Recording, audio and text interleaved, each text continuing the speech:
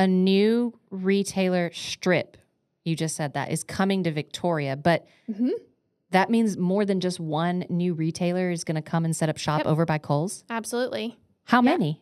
So it's a total of about 7 shops. Okay. And then several other smaller ones. Could even be an in-cap restaurant involved later down the road. Do we have any that you can at least tell us today? So I do have 3 that I can mention today. Go for it.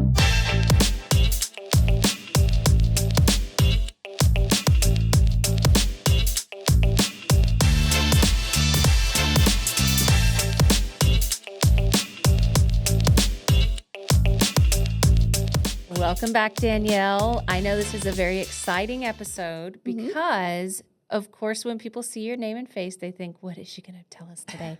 What big news, big breaking news is she going to share today? Yeah. And that's exactly what is going to happen today's episode. So we've got 2 big things on the chopping block for today to talk about. Yep. So first, I already know because it's been taken to council.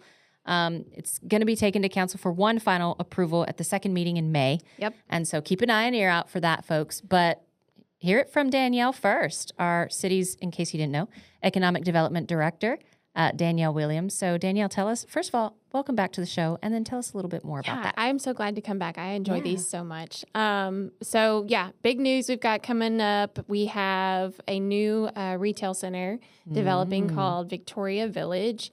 You might have seen some construction fencing up over by Kohl's. And so it's a large strip. It's about 90,000 square feet of new retailers coming to Victoria. And we are super excited. So does this mean that a new retailer strip, you just said that, is coming to Victoria, but that means more than just one new retailer is going to come and set up shop over by Kohl's? Absolutely. How many?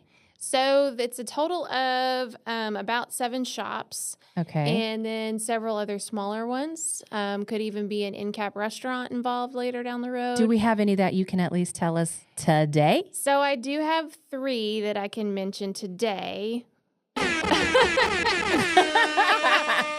Go for it. Okay, so the 3 that we have and that we know are Burlington, Five Below, which my daughter is super excited about. I'm super excited. And Ulta. Yes. That's huge. Yes. I am so sure that our residents are going to really rally behind that. Yeah. Like, that is big for our community. Yeah, we're super excited about this project. It's been in the works for a while. Wow. And so, in this job, you have to be very patient. I bet. But it's been really fun and getting to work with a developer and everything. We are, as a city, going to help out the developer with some road improvements to Broadmoor. Oh, awesome. Which is another great benefit to that intersection and that other strip center that's right across the street from Broadmoor. Right. And Cavender's and that intersection that goes on Navarro into Sam's Club. Right. So anticipate some road closures, some construction as well. They're going to widen. Around what time will that be? That'll be about in August. Of this year? Yep, of this year. Oh, my goodness. This is quick. Yep. They're going to put in TxDOT's going to be putting in a traffic signal at that intersection, which is going to be super huge. Yeah. It definitely needs it, and we want all of our pedestrians to be safe, especially as they're coming to the new shops, right? Sure.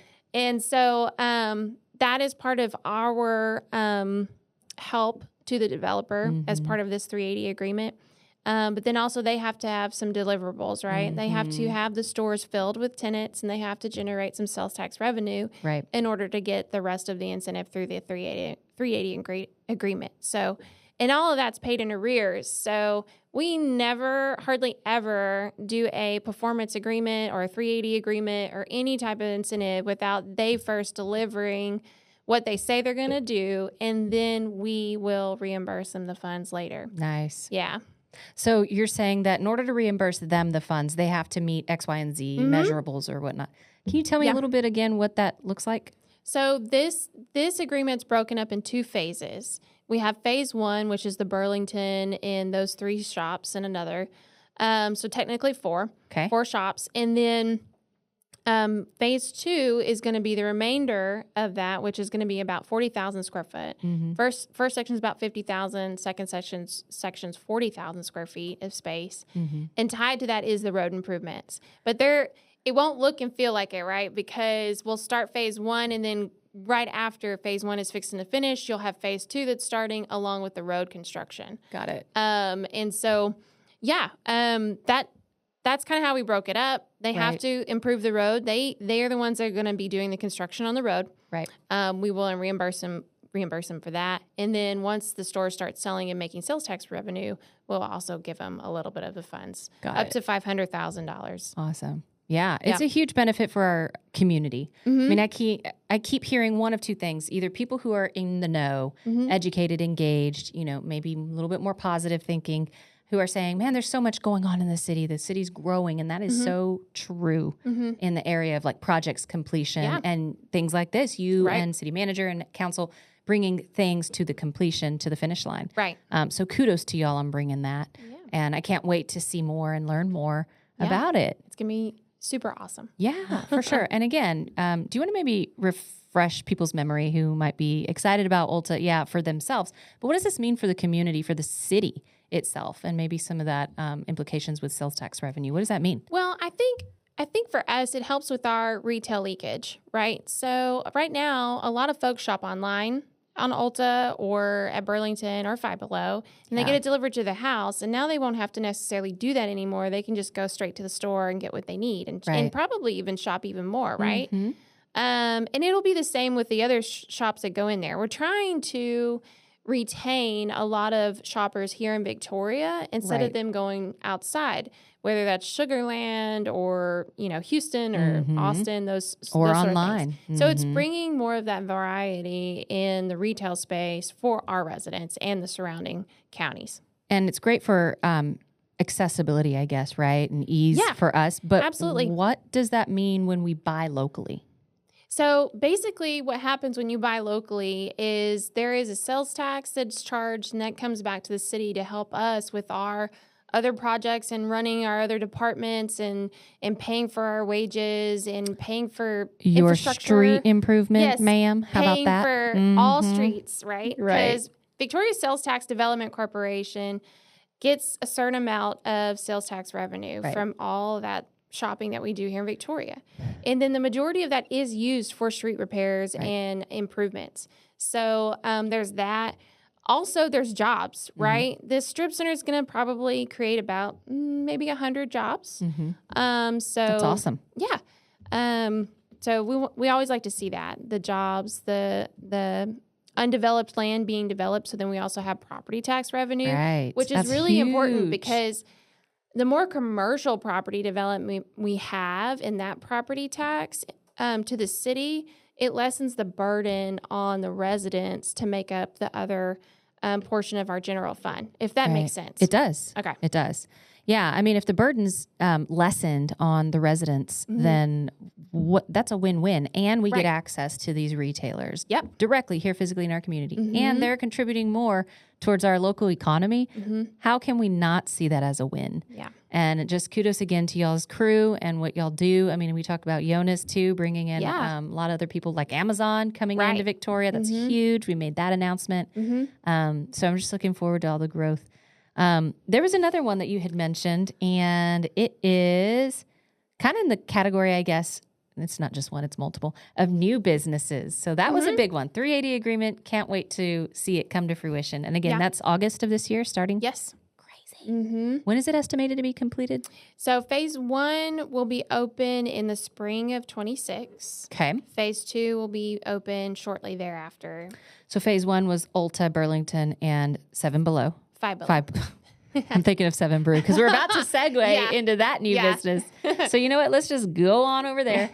Seven Brew just recently opened up. They're hosting our, I don't know when this comes out, if they will have already hosted their ribbon cutting. I've got a lot of dates going on up here.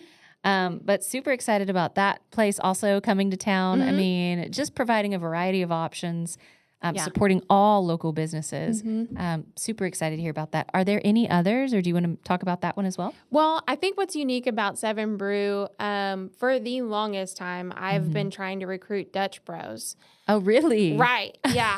I have been trying so hard to recruit a Dutch Bros in our community, but our population count wasn't meeting their standards, right? So then when Seven Brew came along, I thought, man, that's a close, similar type style coffee. For sure. And if you haven't been, it's super fun when you pull up. They've got the music pumping. Oh, they make you feel awesome. I feel like I'm back in college. Yeah. I'm like, wow. Right. And it's, to me, on top of all of that, it's a perfect example of redevelopment. Yeah. Because before then, it was like an abandoned gas station turned into an insurance company type thing. And then just for Seven Brew to come in and just completely redo that whole corner is awesome. And it generates so much more for just that area. Right. And that strip center even that's right there next to it. Yeah. You're right. That's a good point. Totally agree. Again, anytime a new business comes into town, it's great for our residents, great for our economy. Yep. And then we, of course, appreciate all the other coffee joints and shops that are here locally.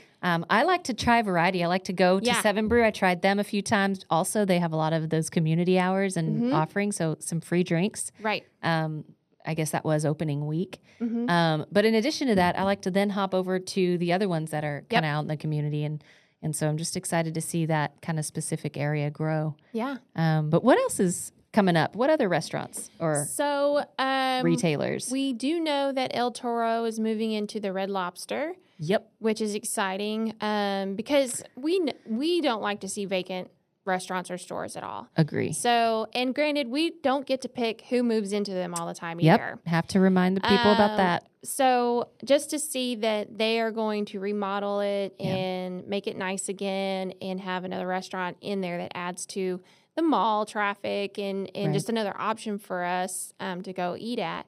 That's exciting. So El Toro, moving into Red Lobster. And then we also have Ollie's Bargain Market that's going into the Big Lots. Nice. The old Big Lots I was space. wondering about that. Yeah. Last time you were telling me about, your goal to fill that spot if possible. Right. And so now you have. Yeah. So it was going to be a difficult sell, right? Because it's over 30,000 square feet. And right now, a lot of retailers are shrinking their space because of the online sales, right? Right. And so to see Ollie's pop up and say, hey, we're moving into Big Lots, that was huge. Yeah. Huge. And it's going to be another great place for people to go shop and get great deals on home goods, a lot of the same stuff that you could have bought at Big Lots. So it probably won't even feel much different than the Big Lots. Right. Okay. Before we keep going on to the new restaurants or retailers in general, when is El Toro expected to open up? Unfortunately, I don't have that date.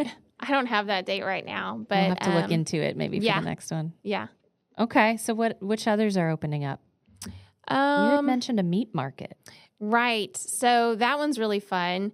I got the chance to go walk into the old Food City, which is now going to be called Guadalajara Meat Market. Nice. They have completely overhauled the inside of that building. Already? Yes. And it looks amazing. Do you have a picture? I do have pictures. And they even had an artist from Austin come in and paint on all of the walls a new mural of a ranch style setting. And it just looks really great on the inside. It's very, you know what? The thing that I've noticed about all of these new businesses that come into town, they always tie in Victoria in their murals. So, which is kind of neat. Yeah. Toasted Yolk has a tribute to Victoria in the courthouse and in the gazebo and all those sort of things, the Six Flags and all that kind of stuff. It's the same inside there. They have a picture of the courthouse that's been painted. And I just think that is so neat for them to incorporate that sort of like community pride into their design and their artwork that they have in their stores. What even inspired them to even think to do that? I don't know, but it is definitely a trend and a theme, and I just love it when I go in there. I mean, we did kind of celebrate our bicentennial last year, so behind you, there's actually a sign, and we joked about it as a staff. We were like, well, we're now officially 201 years old. We are. So that could have been it too. I mean, there was a lot of community camaraderie at that point, and a lot of just community building identity, a new brand, you know, from our tourism perspective. And then the mural under the Laurent underpass, which was so indicative and picturesque of not just one demographic, but the true variety of demography here in Victoria. Right. And lifestyles and customs. So the heritage at the root. Right. So anyway, I could go on and on about that, but that's a cool nod that the businesses are giving to us as a community when coming here in Victoria. Right. They want to be a part of the community, and I think it shows. That's a good show to do that. So inside the store, they're going to have lots of really good food selection. And when I spoke to the owner, he said they're going to also have high quality meats and your cheaper cuts. So there's going to be a great variety for everybody to go and shop there. Yeah. It's going to be a great addition to Laurent Street and that strip center. And that's the thing too, is like once you see somebody new move in and they redo it, it's a ripple effect. And it helps all of the businesses around them. It's the same thing with downtown. When we had new boutiques, new restaurants, bars, everybody benefits because more people are traveling down there and they're like, oh, I didn't see that before. Oh, I didn't see that before. And then new entrepreneurs come in and take advantage of the opportunity and do their own thing. Yeah, I do hope the same thing will happen on Laurent. And it's that strip center where you said where Food City used to be? What was it called? Yeah. Okay. Food City I got it right. La Michoacana. Oh, yeah, La Michoacana. Behind Mr. Gaddy's. Okay. Know exactly where it's at. Yep. Okay. Just want to make sure we got it right. Yeah. Awesome. Yeah. Okay. I know you have one big final announcement to make. Yeah. And I don't know what could be better than Ulta, Burlington, and Five Below, not Seven Below. But what could be better than that? It may not be better, but it's still just as big for our residents who, you hinted at it, so I'll hint at it, who might enjoy going to the movies. Yeah. I'm sure some people have noticed some things going on there. Can you tell us what's coming up? So some remodeling is also happening inside Cinemark. And, you know, a lot of times when I come on here, I talk about shops and restaurants and stuff. But there is a focus on entertainment because I do see and hear the call for more entertainment type venues in Victoria. Right. So Cinemark will actually be undergoing a huge remodel, and there will be a few of their new theaters that will have the very big, comfy recliner chairs. They'll have different audio sounds. I mean, I saw the site plans, and they are really doing a huge overhaul of the inside of that movie theater. And it's already started. So they've already started kind of doing some of the remodel. The good thing too is they won't close all the way. So they'll start on one end. Oh, gotcha. Keep the other movie theaters open so you can still go, and then they'll switch. Right. Once they get them all done. Yeah. So it'll kind of be more of like the newer Cinemarks that you've seen probably in some of the bigger cities. More comfortable seating, more food options. And, you know, they've already kind of done that a little bit with their food in their concessions. So it'll be a nice new Cinemark theater. Okay, so as you know, I've been reading up on the plans. This was months ago when, you know, you and I were communicating in advance of this, probably a year ago, in fact. And so, yes, I can keep secrets.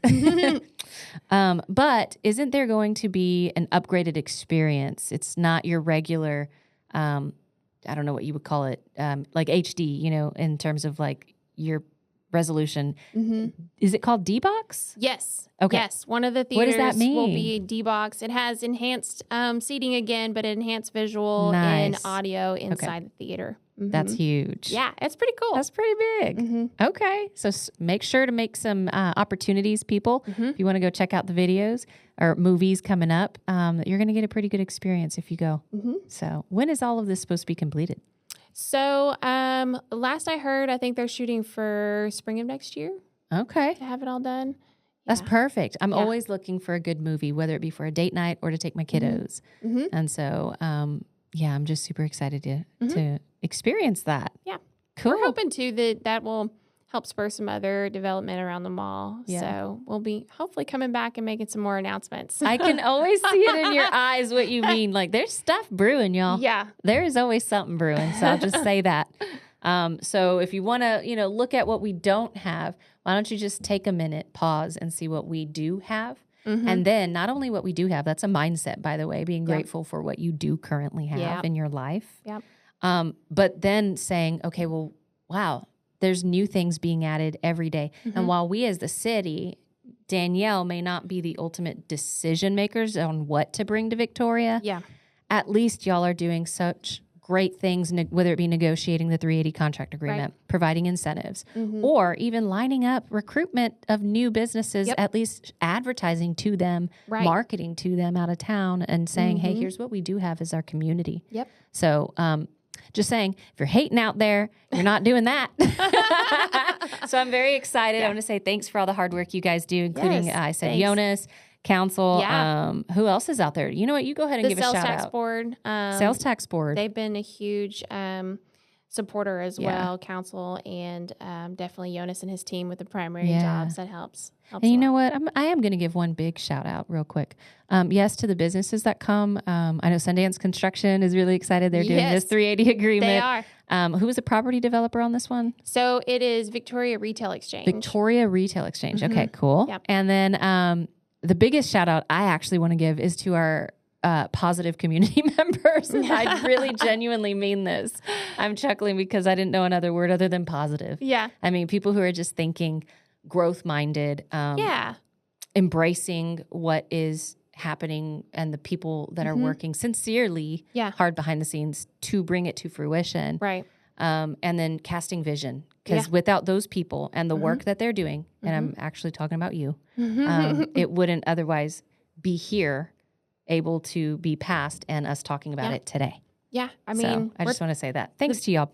Thanks. The city's 200 years old, 201 years old. And we're just trying to make it better. Just every day. To make the community better. Every day. And that's what we're trying to do here too with this podcast. I mean, I hope you are sharing it with your friends and family. And so make sure to stay tuned. And is there anything else, Danielle, while we're here today that you either A, want to tell us about, or B, want to hint at? And there's a lot of stuff I want to tell you about. I just can't. So you're already, okay. So again, stuff is brewing. We're still working at it.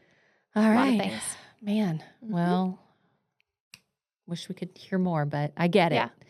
All right. Well, thanks again, Danielle. And if anything, we'll talk to you next time. Okay. Thanks.